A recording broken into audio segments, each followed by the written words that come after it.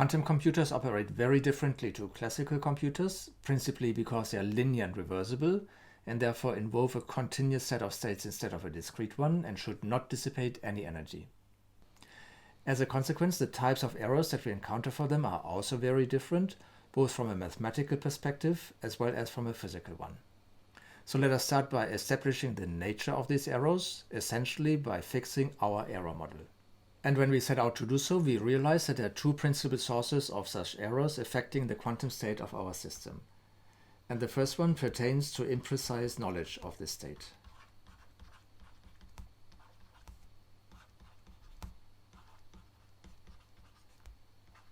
For an individual quantum bit, for instance, we might want it to sit at a certain position on the Bloch sphere, but its actual state might be somewhere else.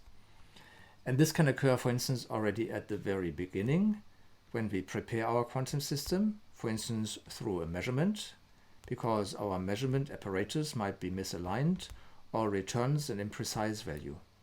But this can also occur during the operation of the quantum computer when we apply the gates. For instance, again, for the case of a single quantum bit, this would amount to a certain rotation on the Bloch sphere. But our actual rotation axis might be slightly misaligned. And also the rotation angle might be different from the intended one. A good example would be the case of a spin rotated by a magnetic field, where we have, for instance, a Hamiltonian of this form here, where A is a constant and B is a magnetic field, and here we have the Pauli matrices. For simplicity, let us assume that the Hamiltonian commutes with itself during all of the time of the application of this gate, which means that we keep the direction of the magnetic field fixed during that time. And then the gate itself is described by the unitary time evolution operator, which with these assumptions can be written in this form here.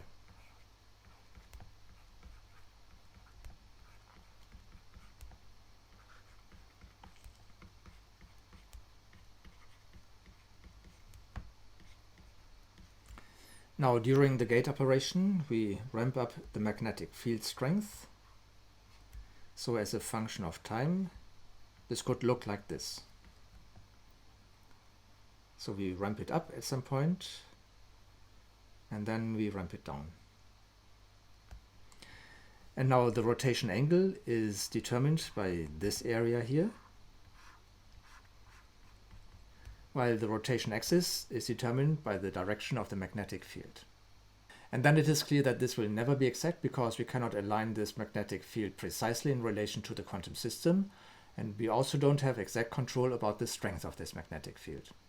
But now consider that we have magnetic fields from all sorts of sources, including the magnetic field of the Earth, and all of these we call external fields.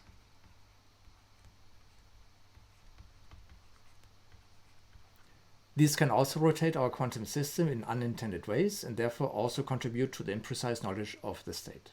So these are three mechanisms that lead to an imprecise knowledge of the quantum state, and the physical consequence of this we call dephasing.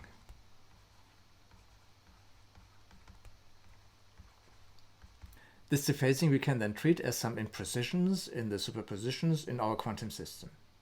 Now note that the last effect is really an influence of the environment, but on this level we treat this classically, by which we mean that the corresponding fields enter the Hamiltonian in terms of such functions as the magnetic field here. For instance, here we essentially assumed that the quantum system doesn't have any influence on the environment itself. But in many situations this isn't the case, and then we quickly find that we have to move beyond a classical description of the environment and take quantum mechanical effects into account. And in particular, the possibility of entanglement of our quantum system with the environment.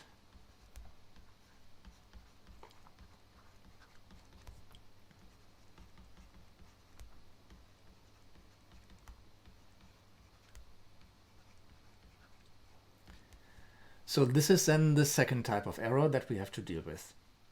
As we have discussed before, when a quantum system becomes entangled with other quantum systems, then we again lose some knowledge about the state of the quantum system, but on a much deeper level, because we simply cannot assign a state to the system anymore.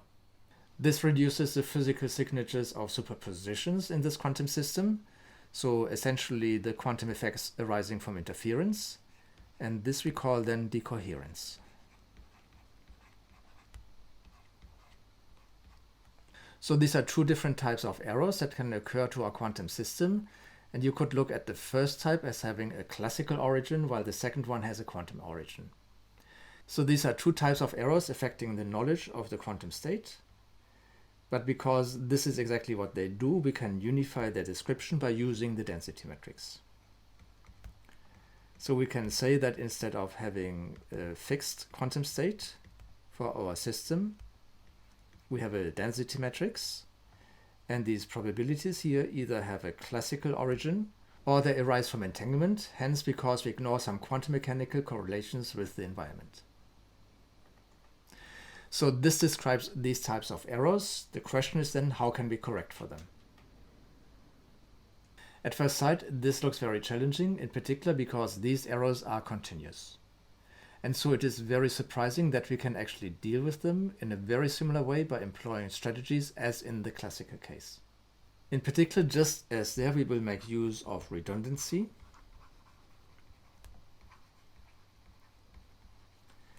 We will detect errors using syndromes.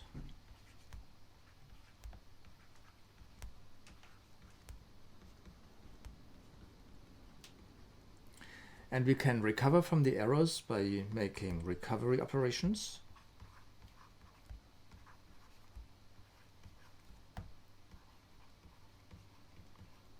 Which surprisingly turn out to be discrete. And that we can do so is associated to a certain effect that is known as error discretization.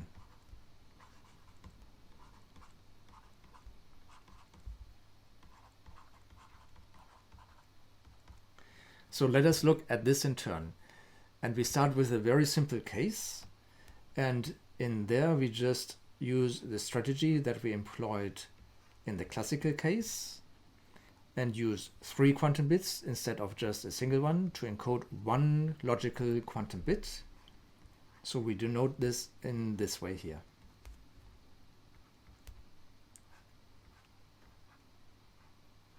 This strategy will succeed for one particular type of error, namely those corresponding to acting with a Pauli X gate on any of these 3 physical quantum bits. It is important to point out that this does not require us to clone the quantum state, which is of course impossible, but this is really only applying to these states of fixed information. And what this corresponds to is a so-called fan-out operation. And for this we just use some controlled NOT operations. So we have one quantum bit here, and we do not need to know which state it is in. And then we have 2 additional quantum bits that we initialize in this way. And then carrying out these controlled NOT operations, we end up in this state here.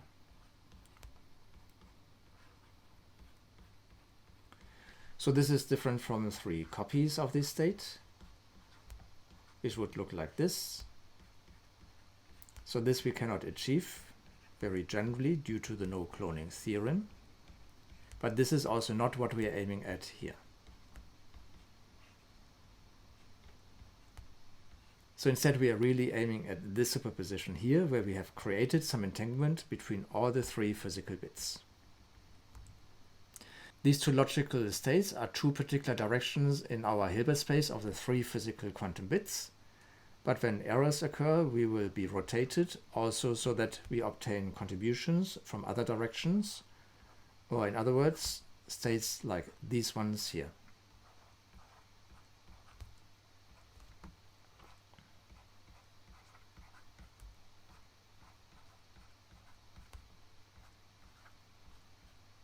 And indeed, we can end up in any superposition of these states. But what is important to us is that these different types of states still define 2 very well-defined subspaces of our Hilbert space. So there are 2 4-dimensional subspaces of this 8-dimensional space. And they are spanned by these basis vectors here. So these are basis vectors for 2 different subspaces. And when we assume that our errors are only affecting one of these physical quantum bits in this particular way, then we can account for this by determining in which of the two subspaces our quantum state still lies. And for this we need some syndromes, and these could be these two operators here.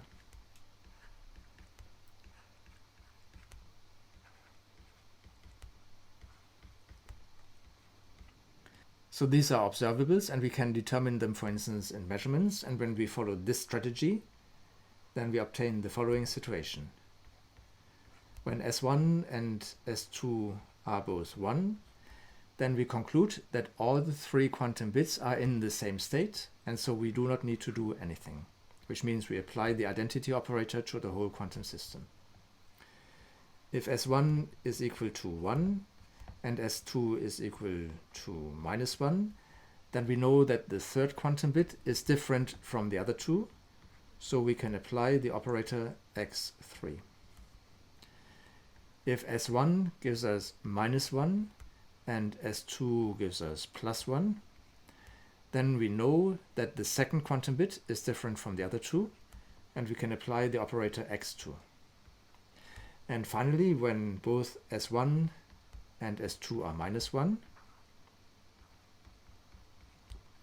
we know that the first quantum bit is different from the other two, and we can apply the operator x1. This does not only fully describe the syndrome detection, but also determines all the recovery operations. And where does this aspect of error discretization come in? Well, it comes from the measurements, which force the system into discrete states. And so then we have very particular operators that we need to apply in all cases. And this holds even when we have superpositions of all these states in these subspaces here. But error discretization runs much deeper and already occurs on the level of the quantum state itself. And this we can see when we consider the following circuit. This is an error correction circuit that achieves the same type of error correction as before for the same type of error and a single logical quantum bit encoded into these three physical quantum bits here. And it involves two additional quantum bits, which we call ancillars. And it carries out the error correction not using measurements, but instead some controlled operations. And in particular, first some controlled NOT gates. Namely these ones here.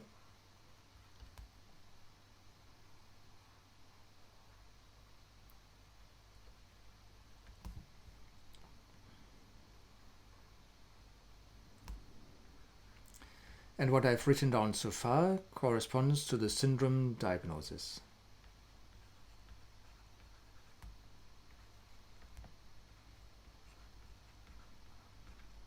And then it proceeds directly with the recovery operations, which involve some doubly controlled NOT gates,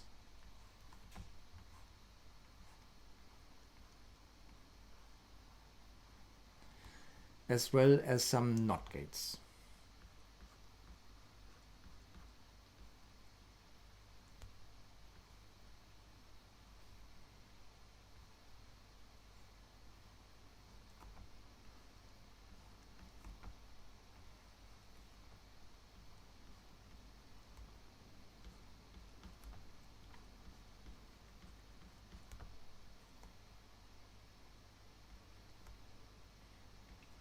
In both cases controlled by these ancillar quantum bits.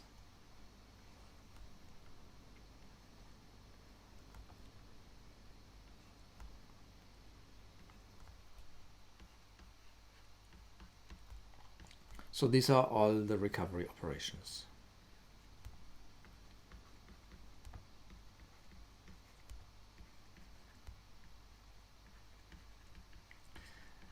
It is not too difficult to see how this works. These are just gates as we have seen now for most of the cores already. And it is very instructive to work this out, so I leave this as an exercise.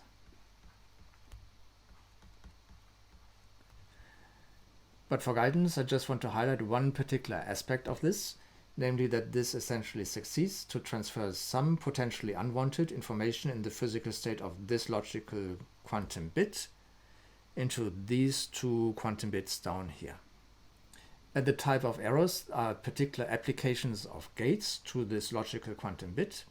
So there are some aspects that we already encountered, for instance, in superdense coding and in quantum teleportation, but here carried out without a measurement. So this is already very interesting. This allows us to take care of one particular type of error as if it was discrete, even though it is associated with amplitudes and probabilities. But this only accounts for one very particular type of error, namely those errors arising from the application of the Pauli X gate to any of the quantum bits. And so this also has a classical interpretation as a flip bit. So what about other errors, for instance those associated to the Pauli Y gate or the Pauli Z gate? For this we can make use of a very simple idea which is known as error concatenation.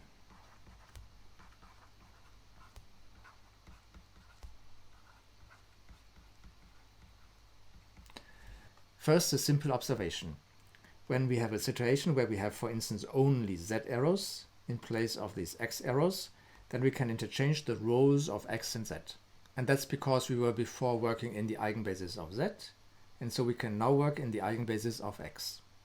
And we can define our logical quantum bits in terms of the eigenstates of X, for instance in this way here.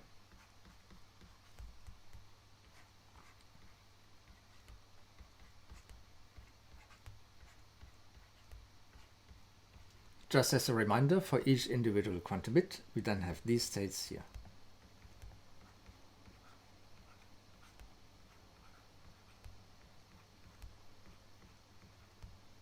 And with this, we can then account for all the errors in exactly the same way as before. But what can we do when all of these errors occur, including in combinations? Well, first of all, we observe that if we could account for X errors and Z errors at the same time, then we can also account for Y errors because of this relation here. So it is enough to focus on these two types of errors. And then we can indeed come up with a code using this idea of error concatenation, which is known as the Shor code, in which we can account for both types of errors at the same time. And what this means one sees very directly when one writes down the resulting logical quantum bits. Here they involve 9 physical quantum bits. So this is a little bit lengthy, but has a very simple structure.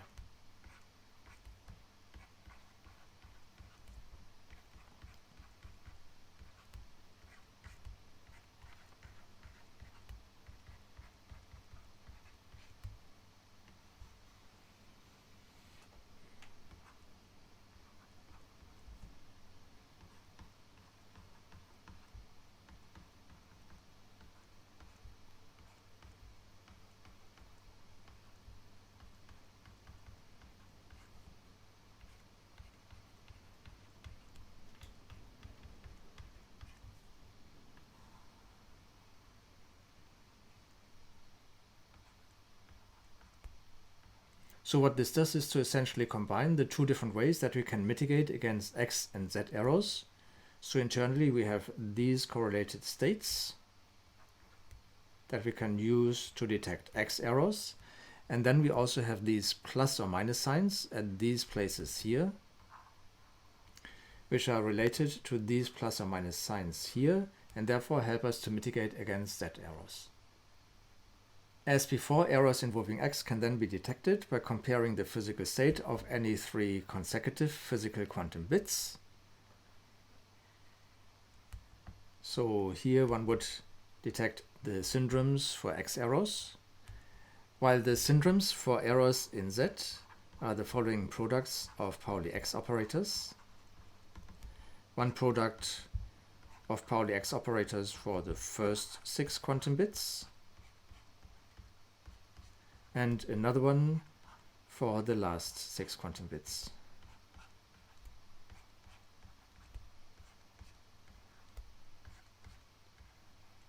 So this is then the so-called Shor code, which mitigates against both types of errors.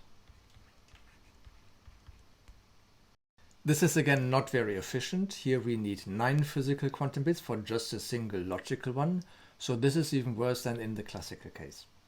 But one can again generalize this and make this much more efficient. And just to conclude this discussion of quantum error correction, I want to show you one particular example of this. What we are utilizing here is known as a stabilizer code. This is just one particular class of very efficient codes, and as all these codes, they are still characterized by three numbers, n, k, and d. Here n is now the number of physical quantum bits,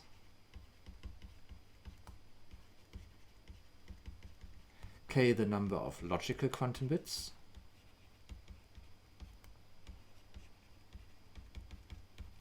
and d again the distance in the code, which is now defined by the minimal number of single quantum bit operations that one needs to get from one of the logical qubit states to another. And the example that I want to describe here very briefly is the case that we encode one logical quantum bit into 5 physical ones with a distance of 3. So this again allows us to correct exactly one error, but this is now a very general single qubit error occurring on any of the 5 physical quantum bits. For this we first write down 4 syndrome operators.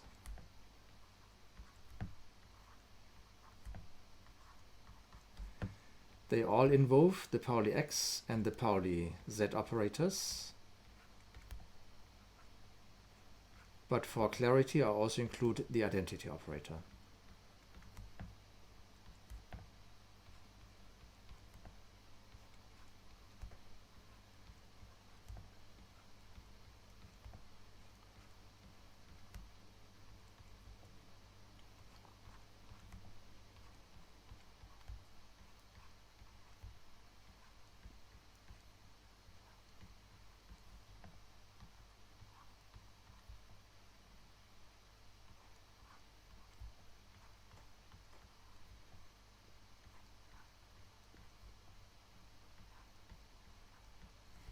These syndromes have some very specific properties which are shared by all stabilizer codes.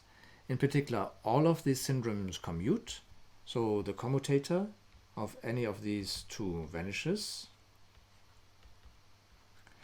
and the eigenvalues of each syndrome is just plus or minus 1.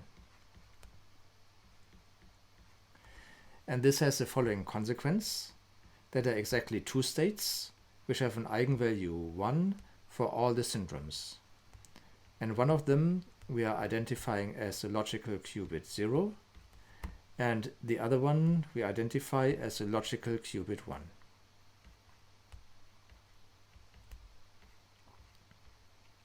So this should apply for all of the syndromes. So we can find exactly 2 independent states for which this is true, and we can indeed choose them to be orthogonal to each other. And then this will also be true for all the superpositions of these states. Next we consider what happens when we apply any of the Pauli gates to these logical quantum bits, because in this way we consider all possible single quantum bit errors. Let me illustrate this for a very specific example. For instance, let us consider that we have an error that amounts to applying the Y gate to the 4th quantum bit. So for instance, instead of having the logical state 1, we then have this state here. And now we want to detect this using our syndromes, and for this we could, for instance, again do measurements and then consider the corresponding expectation values. This essentially tells us that we have to calculate these products of operators here. But in a stabilizer code, this is guaranteed to just give us either plus or minus the corresponding syndrome. But because the states for these logical quantum bits are eigenstates with eigenvalue 1 for these syndromes, the corresponding expectation values are then also just plus or minus 1. And all that we then really need to do is to draw up a table where we list here all the possible errors occurring on the 5 physical quantum bits.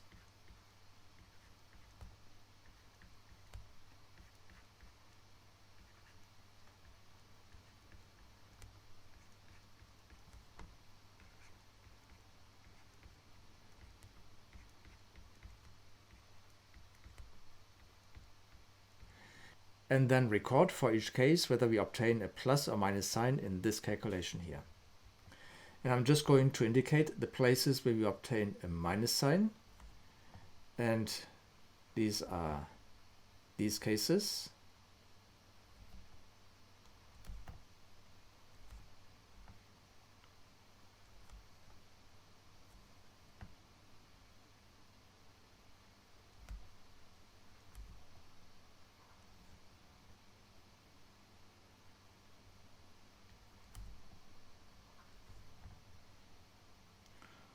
So I just look where operators commute or not commute with each other at all the locations.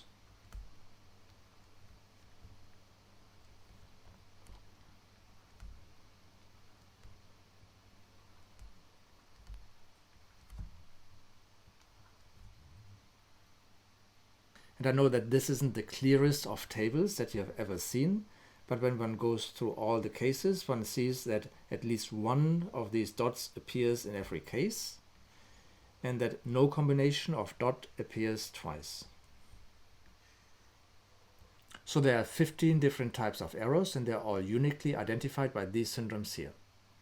And the 16th case is that we have only plus signs at this place, and this corresponds to the case that we do not have any errors at all.